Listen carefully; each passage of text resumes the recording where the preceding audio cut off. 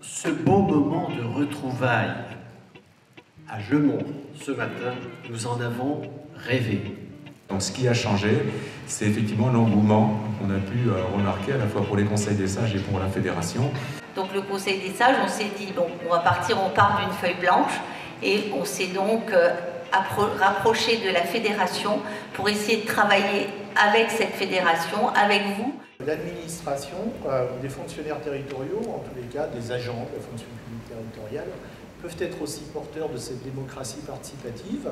J'ai l'impression, après avoir écouté ces témoignages, que notre fédération, nos communes qui possèdent des villes, des conseils de sages, sont en train de montrer qu'elles sont en mesure de déclencher une cure de jouvence pour la démocratie. Vous n'avez pas ce sentiment-là?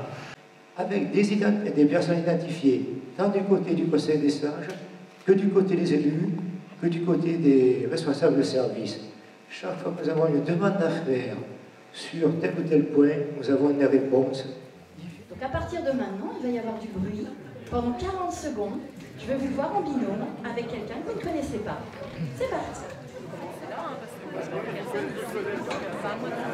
Fédération des villes et des conseils de sages est reconnue d'utilité publique. Oui. Oui.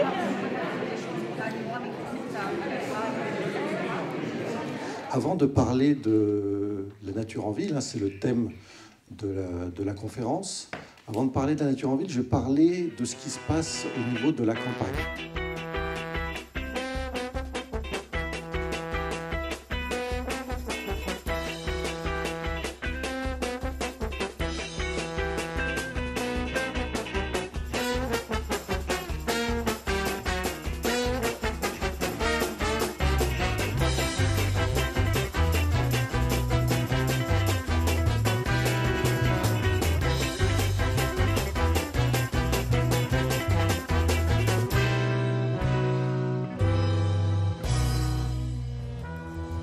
Au niveau des dépenses, quels sont les éléments forts?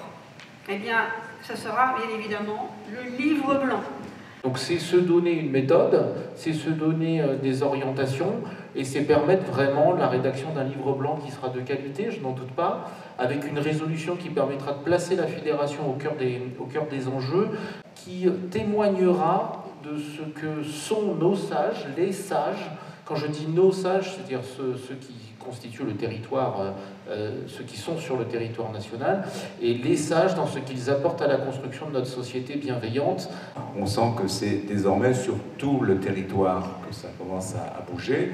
On voit bien qu'est en train de se poser les bases d'un développement possible de notre mouvement dans toute la France. Et ce sera une réponse forcément.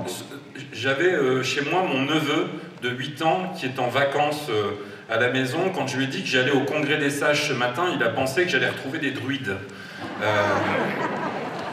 Vous avez des élus en France qui restent trop peu nombreux, qui considèrent que la démocratie participative, si vous permettez que j'élargisse le sujet pour considérer qu'il doit s'épouser largement, est une chance d'améliorer un projet, une perspective pour un bout de territoire de France.